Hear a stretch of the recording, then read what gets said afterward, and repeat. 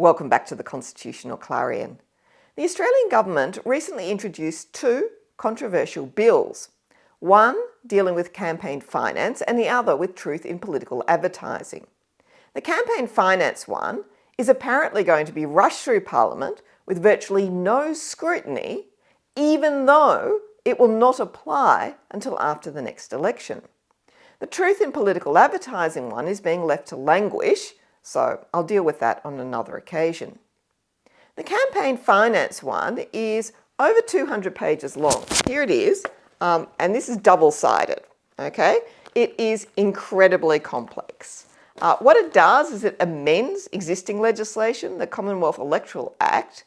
So a lot of it involves adding or altering words in existing provisions, including definitions which affect other parts of the Act. This makes it impossible to read the bill as a whole and make sense of it. The only way of doing it is to look at each amendment and figure out how it will alter the existing provisions in the Commonwealth Electoral Act and then try and work out how it all hangs together. Now, to do that properly would take weeks. But we don't have weeks because the Labor government and the coalition opposition have done a deal behind closed doors and want this rushed through Parliament before anyone, like me, can point out what's wrong with it. Now, that's dreadful from a democratic accountability point of view. A bill that is so complex and has such a profound impact upon our democratic system requires proper scrutiny. It's even more important that it be properly scrutinised because those proposing and passing this law have a very strong self-interest in it. It potentially preserves their power and uses taxpayer money to prop up the political parties. The government's weak excuse for the lack of scrutiny is that there was a parliamentary inquiry into the previous election which did discuss the general issues of caps on donations and expenditure. Yes, there was, and I, along with others, did make submissions to that inquiry and gave evidence to it. But that was talking about generalities. It did not deal at all with specific provisions and how they would operate together because there was no bill to discuss. Any suggestion that this bill has already been subject to proper scrutiny is completely disingenuous. So I'll do my best here to give you an idea of what's in the bill and the aspects that I think are concerning. But because I actually have real work that I do have to do, quite a lot of which actually has to be done before the end of the year, my analysis cannot be comprehensive, and it may not be perfect as well. I can't guarantee that what I tell you will be absolutely correct because there may be some tiny little amendment to a particular definition somewhere that actually makes a difference. So I'll do my best, and in doing these videos, I'll put them in different slices, looking at different aspects of the bill to make it manageable. So in this particular one, I'll do an overview of the bill and then I'll focus on the political donations aspect of the bill, leaving expenditure, public funding, etc. to later. Now, for those of you who only watch the first couple of minutes of my video and then make comments in the comment section that assume what I am going to say, often inaccurately, let me give you the TLDR. In principle, there are good aspects in this bill, but when you get down into the detail, some of it is bad and parts of it may also be struck down as unconstitutional. So yes, I am critical of the bill. But I'm also conscious that the perfect should not be the enemy of the good. If the bill were to be defeated, we would lose an opportunity to implement useful and necessary reforms. So if the major parties are not prepared to make fair amendments to this bill in Parliament, and I'm guessing they're not, it may still be best for the bill to pass and then see what the High Court will make of it and whether it takes a scalpel to the more dodgy aspects of the legislation when it is inevitably challenged. So what's good about the bill? The Commonwealth has been lagging behind on campaign finance reform for a long time. Its disclosure requirements are weak, with a very high threshold for disclosure of donations and long delays before disclosure is required. It has no caps on donations or expenditure, so that donors can spend large amounts to either influence the outcome of the election or to influence ministerial decisions by buying access and support for their interests. This bill will lower the disclosure threshold for donations to $1,000 and will require much faster disclosure, ordinarily monthly, but more quickly around polling day. It will impose caps on electoral expenditure, bringing down the cost of campaigning, as well as putting caps on donations. These two things should, at least in theory, balance each other out in terms of cost. The expenditure limits should reduce the amount of money that needs to be raised in political donations, compensating for the reduced amounts raised in donations due to the donation caps. However, the political parties would not let the opportunity go by to increase their public funding by the taxpayer. So the capping of donations, even at ludicrously high levels, as I will explain, is used to justify massive increases in public funding for political parties, both for running electoral campaigns and for internal party administration. None of this is good from a taxpayer's point of view. So let's get into the detail now about the caps on political donations. First, a little explanation as to what the point of them is. The idea is that if you place a low enough cap on the maximum amount a person can donate to a political party or its MPs or candidates during a year, then you can eliminate the donor's capacity to exercise influence over MPs. Well, can donations result in political influence? The answer is yes. In the McCloy case in New South Wales, Mr. McCloy, a property developer and a political donor, actually argued in court that political donations are made to secure access to politicians in order to seek to influence them. He even argued that this was protected by the Constitution, by the implied freedom of political communication, because this was his means of participating in the political system. Now, the court, unsurprisingly, rejected that argument. Justice Gageler even described it as being as, quote, perceptive as it was brazen, unquote. The court identified different kinds of corruption that might arise through political donations.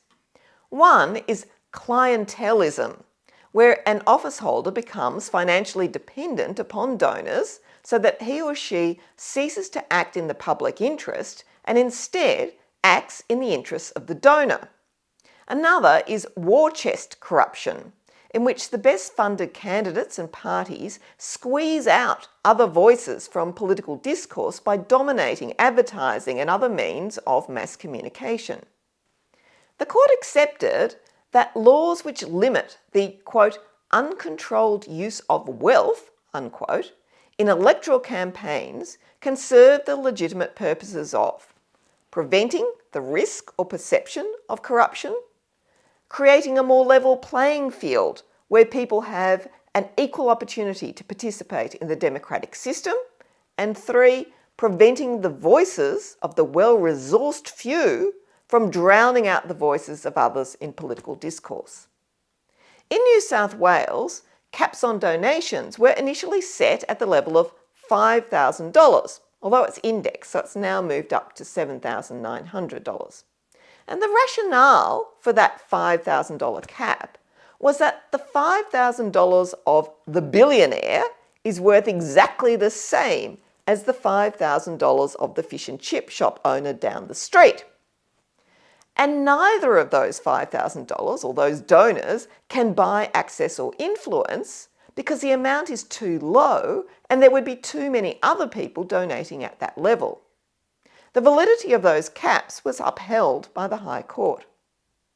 How then does this theory translate to the Commonwealth's bill? what caps does it put on political donations by a donor?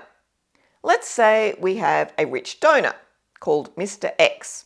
And Mr. X would like to influence Commonwealth ministers to look favourably upon his business interests.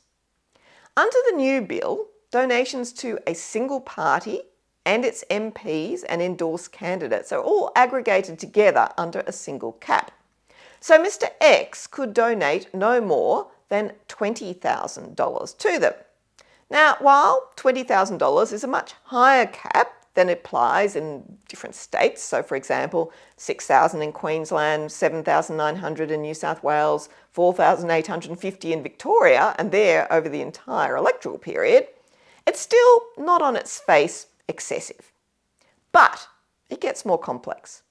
Major parties are structured so that each state or territory branch of the major party is treated as a separate party. Accordingly, a donation under this bill to the members or candidates who are endorsed by the New South Wales branch of a party is treated separately from a donation to its South Australian branch. Now, the upshot of this is that Mr. X can make his $20,000 donation to the different branches of the same major party in each of the 6 states and the 2 territories and the separate federal branch. So the $20,000 that Mr. X can donate becomes $180,000 when spread over all the states and territories and the federal branch. And this is an annual cap. So Mr. X can make that $180,000 in donations to political parties and candidates of the same party in each year. That means that Mr. X can make $540,000 worth of donations to his favoured party and candidates over a 3-year electoral cycle. But there's more. The caps reset once an election is held. So during an election year, you get the full cap in the period before the election and then another full cap for the rest of the same year after the election. And that means that there are ordinarily 4 cap cycles in a 3-year electoral term, allowing Mr. X to donate $720,000 to political parties and candidates during that period. But, yes, there's still more. Mr. X can also make $20,000 donations to other associated entities and third-party campaigners who will look favourably upon the candidates or party or policies that he wants during the campaign. There's a cap of 5 $20,000 donations annually in a state or territory. So Mr. X could make 1 donation to his favoured party in a state and then 4 to the associated entities or friendly third-party campaigners in that state. There's overall also an annual cap for him of $640,000 in political donations. Theoretically, that means that Mr. X could donate up to $2.56 million over the 4 cap periods in a 3-year electoral cycle, plus extra money for any by-elections along the way. Now, it strikes me as rather unlikely that any individual or corporation would be making donations to the extremes of the limits imposed. But it does show that the argument that this law is about taking money out of politics and preventing undue influence is utter nonsense. Even with only a part of that amount, say $100,000 a year, you could still potentially buy influence. Why is this important? Well, the High Court has previously held that caps on donations impose a burden on the implied freedom of political communication because they reduce the resources from which political parties can communicate on political matters, including during election campaigns. This means that it applies a test to see if the law is valid. The second step of that test is identifying whether there is a legitimate purpose for the law that is compatible with the maintenance of the constitutionally prescribed system of representative and responsible government. The High Court has previously accepted that laws can be made for the legitimate purpose of seeking to reduce or eliminate the risk or perception of undue influence or corruption flowing from the making of political donations. But in the case of Unions New South Wales and New South Wales number 1 in 2013, the High Court struck down parts of a New South Wales law on campaign finance because the court could not identify how those provisions served such a legitimate anti-corruption purpose. And it couldn't identify any legitimate purpose to support those provisions at all. In fact, the provisions in question seemed to have been structured in a particular way to disadvantage a particular political party, which a court would not accept as a legitimate purpose compatible with the constitutionally prescribed system of representative and responsible government. So what might the purpose be of these caps in the Commonwealth's current bill? The explanatory memorandum to the bill gives a clue. It points out that the two highest political donors in the 2022 election were Clive Palmer's Mineralogy Proprietary Limited, which donated $117 million to a single minor party, and Climate 200 Proprietary Limited, which donated $6 million to multiple independent candidates and another $1.9 million to minor parties, MPs and third-party campaigners. The Commonwealth's bill might be perceived as being directed at restricting this high level of funding to small parties and independents that threaten the major parties, while not limiting the ability of major parties to attract large donations from donors who would wish to gain influence over them. Those donors could then spread their large donations in $20,000 packets over the major parties' federal structure. As independents do not have a party structure spread across the country to support them, they could only receive one $20,000 donation from a donor during a year.